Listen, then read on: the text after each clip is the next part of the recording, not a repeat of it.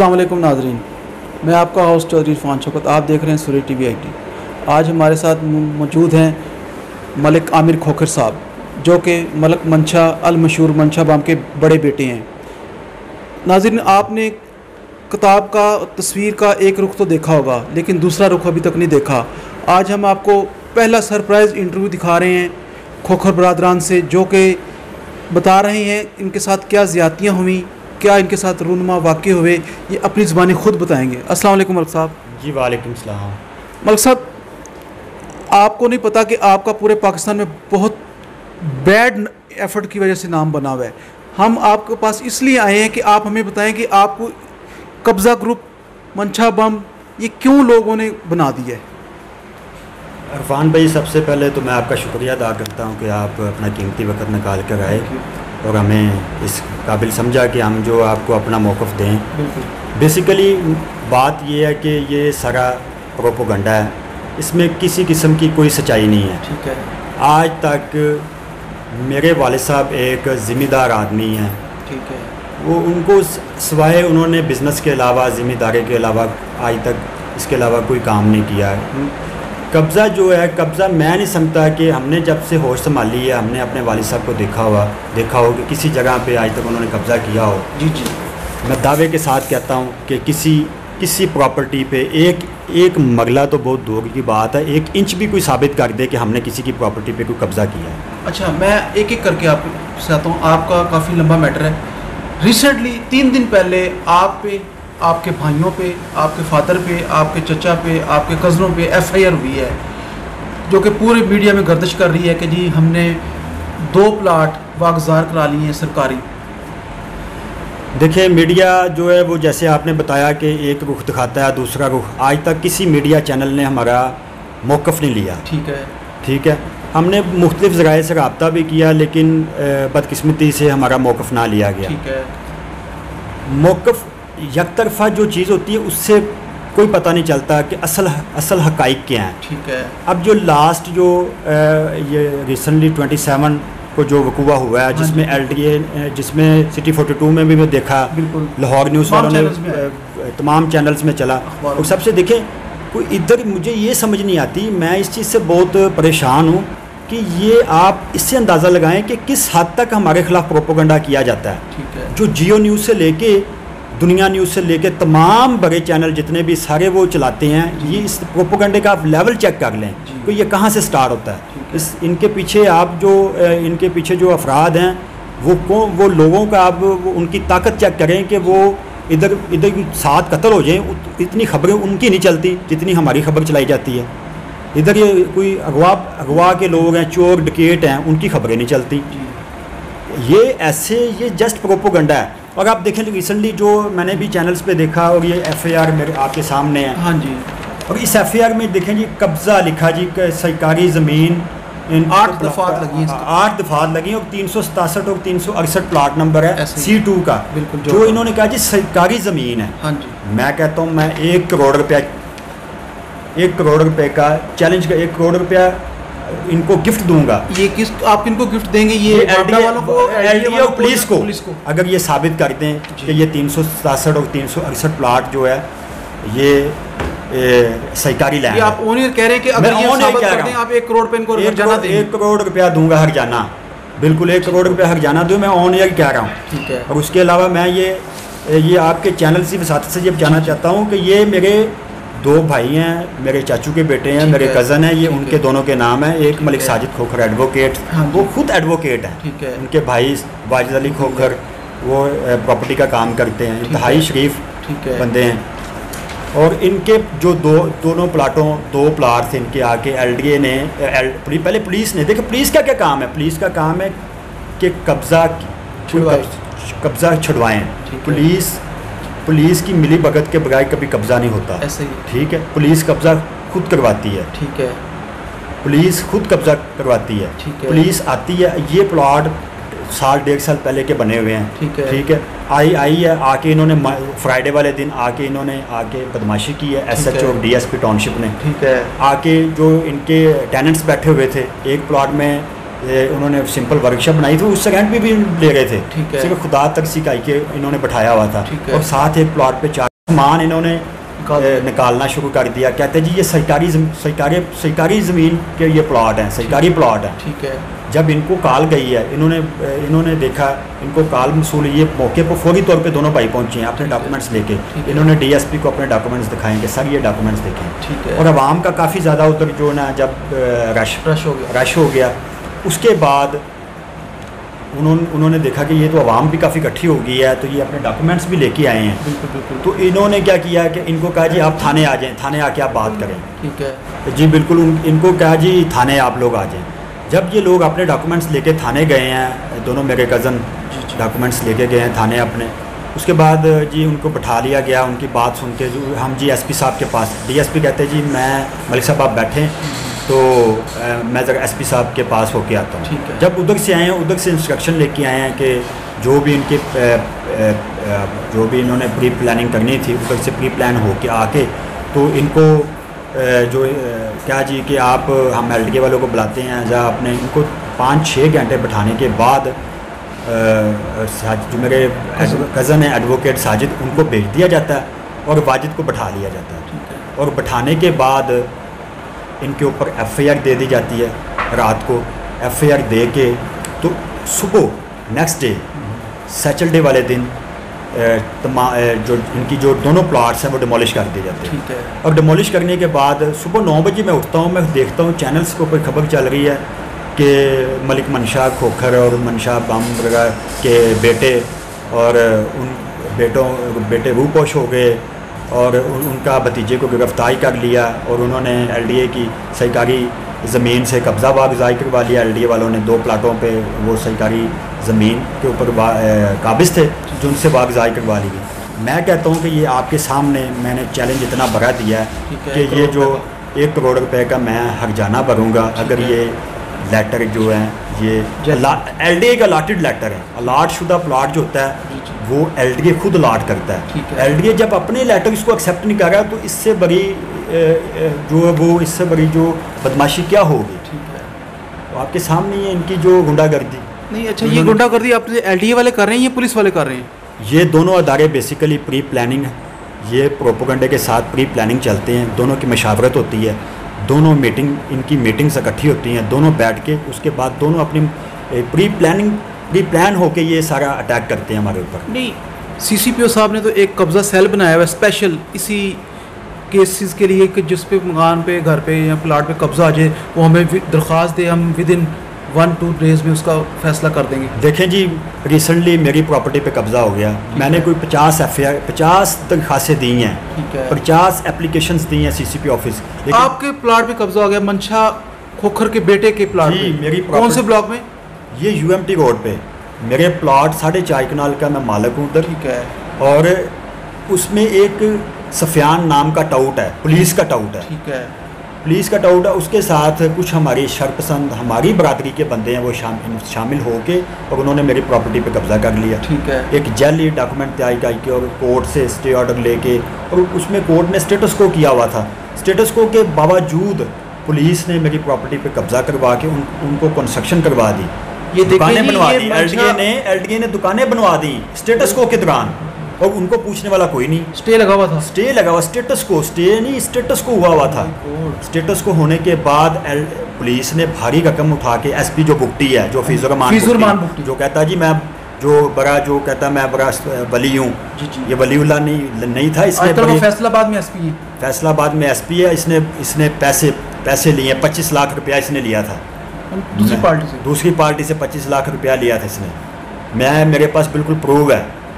ये देखें, आप इतनी बड़ी बात करें, इसका प्रूफ आप देंगे कि 25 लाख लिया? बिल्कुल। फीजुर रहमान एसपी सदर ने 25 लाख, वो लोग कहते हैं, वो लोग खुद कहते हैं, कई जगहों पे उन्होंने कहा हमने एसपी को दिए पैसे। ये जो शेख सफियान वगैरह हैं ये खुद कहते हैं कि हमने एसपी को पैसे, हमने को मुफ्त कब्जा नहीं किया, हमने पैसे पुलिस को दिए हैं, हमने एलडीए को दुकानें बनाने के पैसे दिए हैं। और एलडीए ने लैदा पैसे लिए हैं। ठीक है। उन्होंने शॉप्स बनवा दी हैं इलीगल, बगैर नक्शे के, बगैर जो अप्रूवल के, बिल्डिंग अप्रूवल के, कोई किसी किस्म का नक्शा नहीं। मैं कहता हूँ मैं इसके लिए भी 1 करोड़ रुपया दंड दूंगा। पहली तो बात है स्टेटस को वाली जो जगह लिटिगेशन वाली जगह का नक्शा पास ही नहीं हो सकता, और उसके ऊपर गैर कानूनी शॉप्स बनवा दी गई, LD की तरफ से कोई पूछने वाला नहीं। सिर्फ हमारे लिए ही कानून है। इमरान खान साहब ने जो उनका विजन था, उनका विजन ये था कि जी दो नहीं एक पाकिस्तान होगा। मुझे तो इधर कोई नज़र नहीं आ रहा है। ये तो वही पाकिस्तान मुझे पुराने नज़र आया, ये पुराने से बदतर हो गया। करप्शन पुराने दौर में थे जब आप उस वक्त भी ऐसी FIR होती थी और इसी तरह डिमोलिश होते थे प्लाट आपके? पहले जो है वो कुछ ना कुछ सुना जाता था, कोई ना कुछ सुन के कुछ ना कुछ। वो अब की कंडीशन है वो टोटली डिफरेंट है, टोटली डिफरेंट हो, बिल्कुल सुना भी नहीं जाता, ना बुलाया जाता है और FIR दे दी जाती है। और घर में ऐसे रेड करते हैं जैसे पता नहीं किसी टेररिस्ट के घर में जा रहे हैं। हमारी फैमिली होती है, ऐसे हरास करते हैं, चार दीवारी का तकद्दुस को भी नहीं देखते, उसको कमाल करते हुए चार दीवारी फैलाते हैं। नहीं, आपके पीछे जब रेड हुई थी जी मीडिया ने तो नहीं आया, लेकिन हमारे पास जो हमारे सोर्सेज की वजह से पता लगा था वो आपका सामान भी उठा के ले गए थे, उसके बारे में जी। वो ये 2000 SP भुगटी साहब भी उसमें, ये लास्ट टाइम जो रेड हुई थी शामिल थे इसमें। सारा दरवाजे वगैरह इन्होंने हमारे दरवाजे घर के तोड़ दिए और काफ़ी नुकसान किया, और उसके अंदर चीज़ें भी हमारी उठा के लेके गए। लेकिन उसके पहले जो 2018 में जब उसमें मुआज़ ज़फ़र था SP, उसने रेड किया था। उसने तो रेड नहीं किया, वो रेड नहीं था, वो डाका था, वो डिकेटी थी। उसकी डिकेटी की FIR भी हो चुकी है। FIR सेशन कोर्ट से उसके FIR के क्लियर कट 154 के ऑर्डर हैं, और उसमें उसने स्टे लिया हुआ हाई कोर्ट से। इंशाल्लाह ताला मुझे अल्लाह के घर उम्मीद है कि जो इसने हमारे साथ ज़्यादती की थी, जो हमारा सामान, जो हमारे घर से डॉक्यूमेंट्स, हमारे प्रॉपर्टी के, हमारी लेडीज़ के जेवरात, जो वो उसने डाका मार के हमारे नकदी तकरीबन मेरे 3-4 करोड़ रुपया था जो उठा के ले गया, जो आज तक किसी ने हमारी दादरसी नहीं की। हमने मुफ्त, सबको पता है कि इनके घर में ये डाका मुआज़ ज़फ़र ने डाला है, लेकिन किसी ने हमारी इसमें दादरसी सुनवाई नहीं की। हमने मुख्तलिफ जगह IG पंजाब को एप्लीकेशन दी, IB में दी, PM पोर्टल पे दी, लेकिन कहीं से भी हमें कॉल नहीं आई, किसी ने हमारी नहीं दादरसी की। नहीं, लेकिन मैं मुझे सिर्फ इसमें अपने कोर्ट से मुझे तो उम्मीद है कि कहीं हमें उनसे इंसाफ मिलेगा, और वो मैं गया हुआ हूँ। उसमें इंशाल्लाह ताला फिर डेट है, अभी छुट्टियाँ चल रही हैं हाई कोर्ट की 6 सितंबर को ख़त्म हो रही है इंशाल्लाह ताला। उसके बाद केस लगेगा, तो इंशाल्लाह मुझे अल्लाह के घर बहुत उम्मीद है कि हम कामयाब होंगे। नहीं, देखें, हम पुलिस के पास जाते हैं ना, उनसे मौक़िफ़ लेते हैं, वो कहते हैं जी उनके ऊपर तो 200 से ज़्यादा FIRs हैं, उनकी शुरू से लेके आज तक, भाइयों पर, बेटों पर, उन पे खुद। तो ये कितनी सच्चाई है? देखें, जो पहले जो वालिद साहब पे FIR देते थे, और वो अनपढ़ बंदे थे, वो भी सियासी लेवल पे सारा मामला होता था। उसमें अब जो ये काम ये करते हैं, इन्होंने वालिद साहब पहले वालिद साहब पे FIR देते, अब हमारी टोटल फैमिली पे FIR देते हैं, जो झूठी और बेबुनियाद है। जो आप 200 की बात करते हैं मेरे भाई, ये एक दिन में 200 FIR दे सकते हैं, ये ऐसे जालिम लोग हैं। यानी कि पुलिस वाले एक दिन में 200 FIR दे सकते हैं? 200 FIR एक दिन में दे सकते हैं। इनको कौन पूछने वाला है? कोई पूछने वाला नहीं। जंगल का कानून इन्होंने बनाया हुआ है। अभी रिसेंटली जब ये इन्होंने हमें घर से पकड़ा, और ये कहते हैं कि घर से पकड़ते हैं, टाउट मदई बनाते हैं, टाउट मदई बना के FIR देते हैं। रिसेंटली इन्होंने हमारे ऊपर, आप सोच सकते हैं, डिकेटी की FIR दे दी। आप ये तस्वीर कर सकते हैं कि हम आज तक हमारे किसी बाओ अजदाद में किसी के ख़िलाफ़ डिकेटी की FIR नहीं दर्ज हुई। इन्होंने 395 लगा दी। आप इसमें ये देखें कि हमें अल्हम्दुलिल्लाह किसी चीज़ की कोई कमी नहीं है। अल्लाह पाक ने हर चीज़ से नवाजा है, और हमें डिकेटी की क्या ज़रूरत है? इन्होंने हमारे ऊपर डिकेटी की FIR दे, इनका बुक्स चेक करें हमारे ख़िलाफ़, ये इस नौयत तक पहुँचे हुए हैं। हमारे साथ ये इस किस्म की ज़्यादतियाँ करते हैं, इस किस्म की ज़्यादतियाँ करते हैं। और उसमें जज साहब ने, जब जजेस अभी हमारे जो कोर्ट्स हैं, वो अल्हम्दुलिल्लाह वो इंसाफ करती हैं। जब वो देखती हैं, जब ये चलान पेश करती हैं, उनमें इनके पास कोई ऐसी एविडेंस नहीं होती जिसके बिहाफ पे अल्हम्दुलिल्लाह हमारी कोर्ट हमारे साथ इंसाफ करती है, और हम बाइज़्ज़त उसमें बरी होते हैं। अल्हम्दुलिल्लाह झूठ के कोई पाँव नहीं होते। जब ये जिस सच्ची FIR अगर हो ना, सच्ची FIR, तो बंदा फिर जो है वो कोई फंसता है। जब सच्ची होती ही नहीं है, वो उसके वो झूठ के कोई पाँव नहीं होती, अल्हम्दुलिल्लाह हम बाइज़्ज़त उसमें बरी होते हैं। ये जो आपने मुझे कही 200 FIR वाली बात, ये मेरा भाई एक दिन में 200 दे सकते हैं। इन्होंने जितने भी आज तक हमारे पर FIR दी हैं वो सारी झूठी और बेबुनियाद हैं। वो अपने पास ये मन घड़ित कहानियाँ बनाते हैं। कुछ ये क्या करते हैं, कुछ इनके प्राइवेट टाउट होते हैं जिनके बिहाफ पे ये FIR करवाते हैं, और कुछ ये हमारे जिनके साथ सिविल लिटिगेशन चल रहे हैं उनको साथ मिला के उनके थ्रू FIR करवाते हैं, जिनके साथ हमारे सिविल सूट चल रहे हैं। सिर्फ हमें अंडर प्रेशर करने के लिए हमें हरास करते हैं। ये इनके मामलात जो मेरे कज़न्स के नाम पे है, तो इनसे पर जिनका हमारा रिलेशन ही कोई नहीं है, हमारे वो प्लॉट रिलेटेड ही नहीं है, उनके अंदर भी हमें डाल दिया जस्ट शोहरत हासिल करने के लिए। सिर्फ वजह क्या है, जो भी SP नया आता है वो समझता है जी जब तक मैं मलिक मंशा के ख़िलाफ़ कार्रवाई नहीं करूँगा मेरा तो नाम ही नहीं बनेगा, मुझे तो शोहरत ही हासिल। ये सिर्फ शोहरत का चक्कर है। जो भी हफीज़ुर्रहमान भुट्टी आया वो भी शोहरत लेने के लिए, उसने भी गलत और फेक FIR दी। ये सिर्फ जस्ट ओनली जितने भी ये प्रोपोगंडा LDA की तरफ से, पुलिस की तरफ से, बाज़ औक़ात LDA नहीं भी करना चाहता, पुलिस खुद फोर्स करती है LDA को कि आओ हमने ये काम करना है तो आप हमारा साथ दें। ये फिर प्री प्लान होके तो LDA की मजबूरी बन जाती है कि ताकि हमारी शिकायत ना हो कि ये पुलिस हमें फोर्स कर रही है। अभी रिसेंटली इन्होंने हमारी गुंडागर्दी जो की है सारे लोगों ने देखा, जो इन्होंने हमारी दुकानें डिमोलिश की।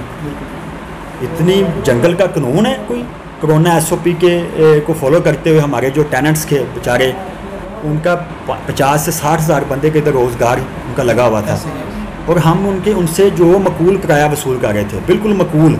अरबों रुपये का नुकसान हुआ है, करोड़ों रुपए का नुकसान किया। उनका सामान बीच में था, सामान समेत किसी को नोटिस नहीं दिया। चले यार, आपने इतनी भी इंसानियत होती है, कुछ डिमोलिश आपने करना है या आपने बदमाशी करनी है तो आप कम से कम आप उनका सामान तो उनको निकालने दें।